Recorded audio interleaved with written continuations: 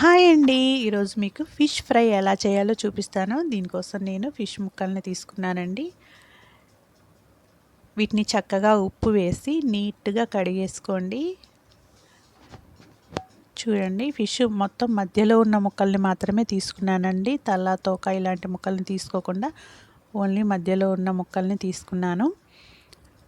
వీటిని చక్కగా కడుక్కొని సన్నగా ముక్కలుగా ఇలా కట్ చేసుకొని ఒక క్లాత్ మీద ఆరబెట్టుకోవాలండి. 1 గంట సేపు వరకు ఆరనివ్వండి వీటిని.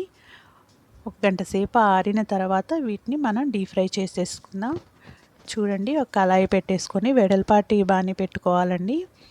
కళాయి పెట్టేసుకొని ఇందులో తగినంత ఆయిల్ వేసేసుకోవాలండి.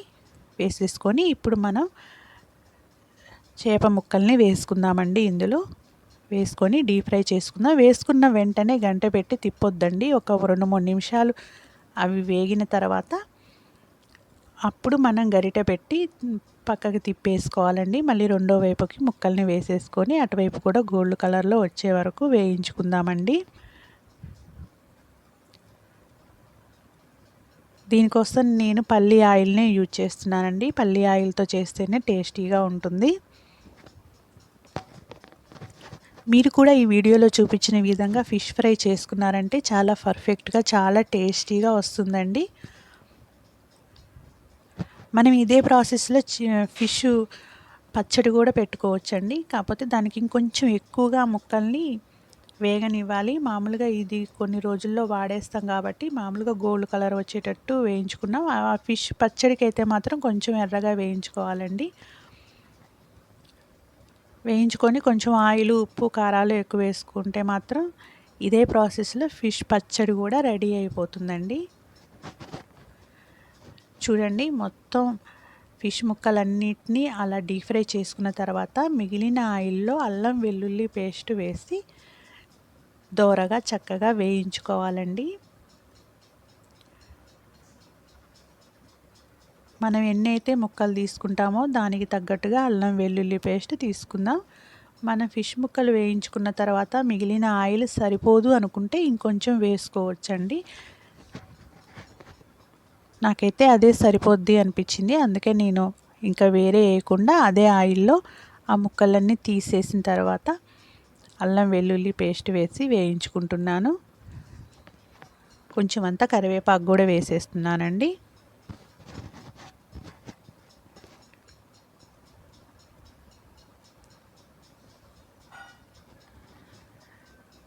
కొంచెం అంతా పసుపు వేసేసుకోండి.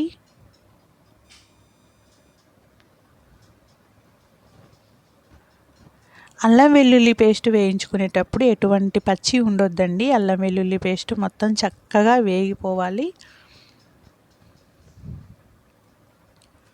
చూడండి, ఆయిల్లో చక్కగా వేగిపోవాలండి. అల్లం వెల్లుల్లి పేస్ట్లో ఎటువంటి తడి లేకుండా చక్కగా వేగిపోయేలాగా వేయించుకుంటే మన చికెన్ ఫ్రై అనేది పాడవకుండా ఉంటుందండి. ఎన్ని రోజుల వరకైనా స్టాక్ ఉంటుంది. మీరు కొత్తగా నా ఛానల్ చూస్తున్న వారైతే సబ్స్క్రైబ్ చేసుకోండి ఫ్రెండ్స్. షేర్ చేయండి, లైక్ చేయండి, కామెంట్ చేయండి. ఇప్పుడు ఇందులో తగినంత ఉప్పు వేసేసుకుందాం.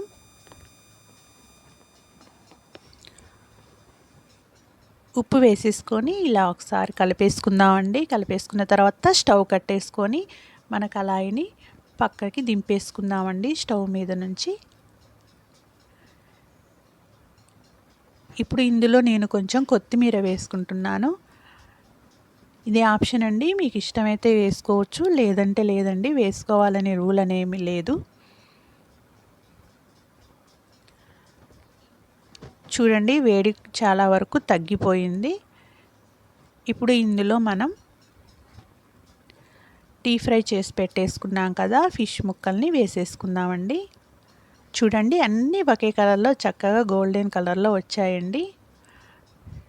ఇది మనం ఇప్పుడు వెంటనే ఒక 3-4 రోజుల్లో తినేస్తాం కాబట్టి నేను మామూలుగా కలర్ వచ్చేలాగా వేయించుకున్నానండి. ఇంకా ఎక్కువ రోజులు స్టాక్ ఉండాలంటే ఇంకొంచెం ఎర్రగా వేయించుకోవాలి.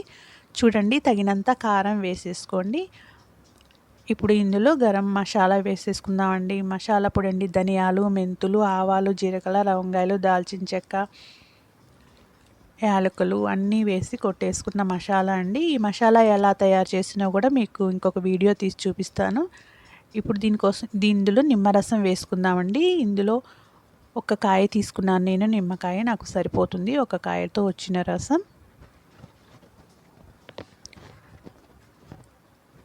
మనం తీసుకున్న ముక్కల్ని బట్టి ఎంత రసం పడుతుందో చూసుకొని, పులుపు ఎంతవరకు సరిపోతుందో చూసుకొని వేసుకోండి. చూడండి, నిమ్మరసం కూడా వేసేసి కలిపేసుకుంటే మన ఫిష్ ఫ్రై రెడీ అయిపోయిందండి. ఎంతో టేస్టీగా ఉండే ఫిష్ ఫ్రై రెడీ అయిపోయినట్టేనండి. మొత్తం అన్నీ కలిసేలాగా చక్కగా కలిపేసుకోండి. ఉప్పు కారం కూడా సరిపోయిందో లేదో చూసుకొని మళ్ళీ ఏమైనా పడితే యాడ్ చేసుకొని చక్కగా కలిపేసుకోండి. చూడండి, ఇది చాలా రోజుల వరకు నిల్వ ఉంటుందండి. ఎప్పుడు కావాలంటే అప్పుడు మనం వేసుకొని తినేయొచ్చు. చూడండి, ఎంతో టేస్టీగా ఉండే మన ఫిష్ ఫ్రై రెడీ అయిపోయింది. చూడండి, ఎంతో కలర్ఫుల్గా ఉంది. చూస్తుంటేనే నోరు ఊరిపోతుంది కదా.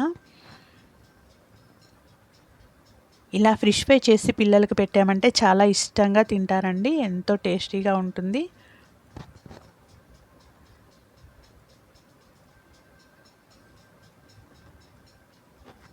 మీరు కూడా ఈ వీడియోలో చూపించిన విధంగా ఫిష్ ఫ్రై చేసుకున్నారంటే మీకు కూడా చక్కగా వస్తుందండి.